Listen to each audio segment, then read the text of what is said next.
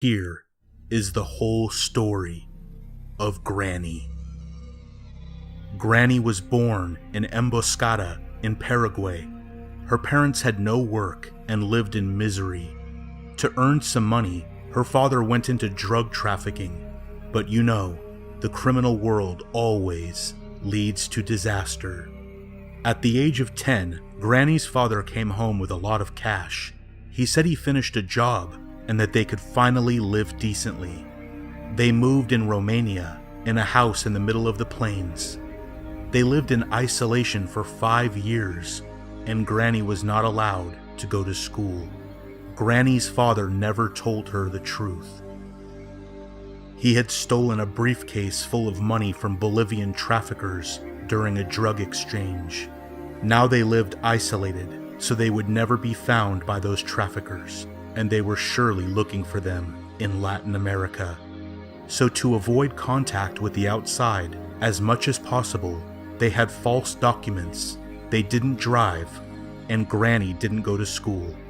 Her mother taught her the English language at home, but one day, while they were eating, a group of men with their faces covered entered their home. Granny was 15 years old and was scared. These men had Kalashnikov. One of the men, the largest, approached the table, looking at her father. He was probably the boss. He asked her father, "Where is the money?" Her father replied, "I'm going to take it.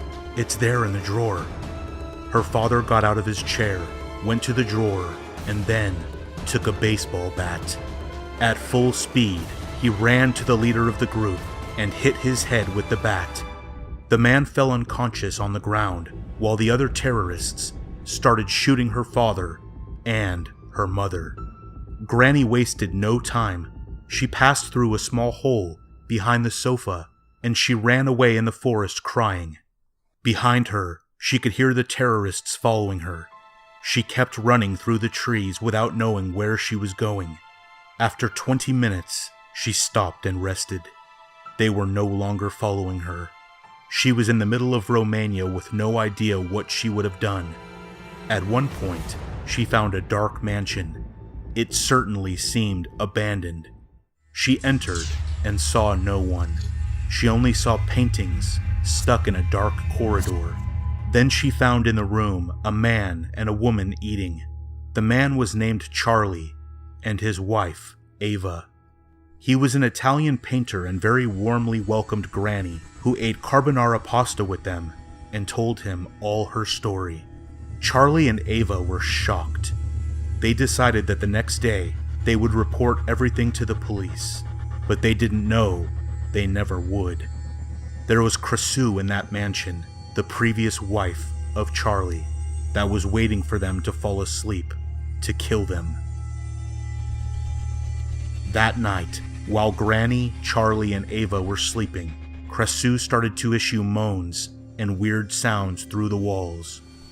Granny woke up, opened the door, and saw Krasue. That terrifying floating head looked at her for a few seconds and said, "Run!" Granny ran away from the mansion, leaving behind those terrifying screams. Krasue had spared her because she only wanted one thing: take revenge by killing Charlie and his wife. While Krasue killed Charlie, who would later become the ghost of the mansion, Granny ran into the forest. She managed to get to a road where she fell asleep. The following morning, she was found by the police, who asked her some questions. Granny confessed everything, but said nothing about what had happened in the mansion. Therefore, she was entrusted to an orphanage where she grew up and where she came of age. When she was 18, she started working in a bar and put money aside. One day, she returned to her home in the middle of the woods. The house had been nearly destroyed since they killed her parents, but it was still there. She went inside and saw the bat with which her father hit the terrorist chief. She took it and took it away. Granny was very good at talking to people and managed to have a job as a cook in a luxury restaurant, so she started putting aside a lot of money. There, she also met a very kind waiter, Grandpa. After a few months, they got engaged. Granny and Grandpa worked hard to rebuild the home of Granny's parents. She also hung her childhood drawings on the wall. They were still there. Granny and Grandpa married. Grandpa started to work as a carpenter. They spent their wedding years in the same house. Later, they had a daughter, Angeline, Slendrina's mother.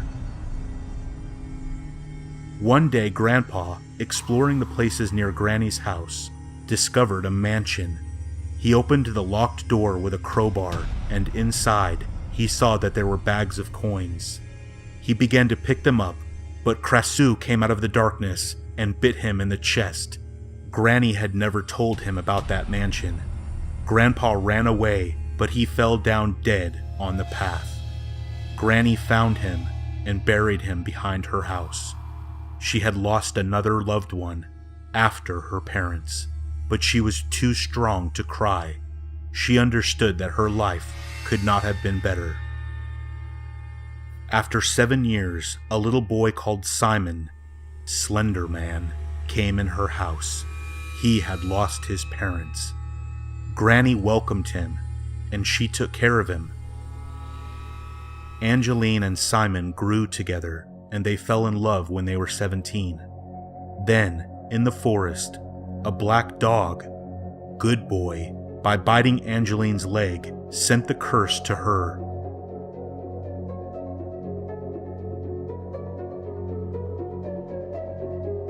Then they moved and had a daughter, Slendrina. Granny loved Slendrina very much and gave her a teddy bear, but when Slendrina was 14 years old, the curse occurred.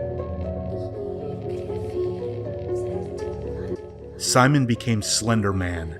Slendrina and Slendrina's mother became ghosts and began to haunt old houses.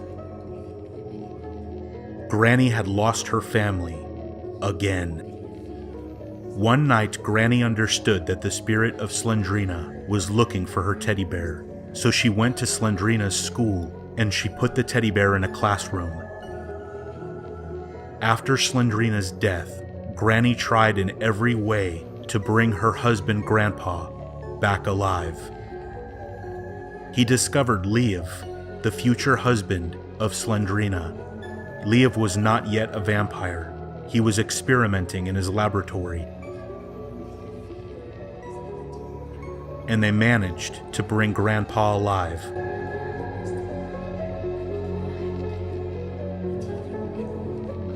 But he was strange. He looked like a zombie. After a while, Granny decided to take him in an old nursing home in Bulgaria. Then the disgrace of the castle happened, and Granny transformed into a zombie. She went to get Slendrina's diary and the teddy bear.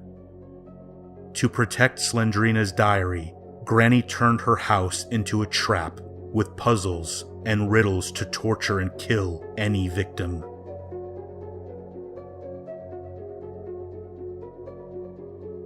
She had inherited the passion for hide and seek and puzzles from her father.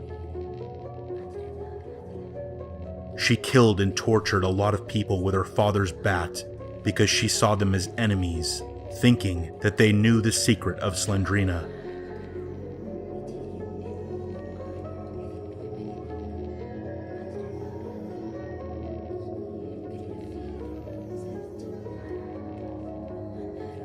Granny realized that Slendrina's diary was in danger at her house, so she took the diary to Grandpa's house in Bulgaria, where they could protect it better.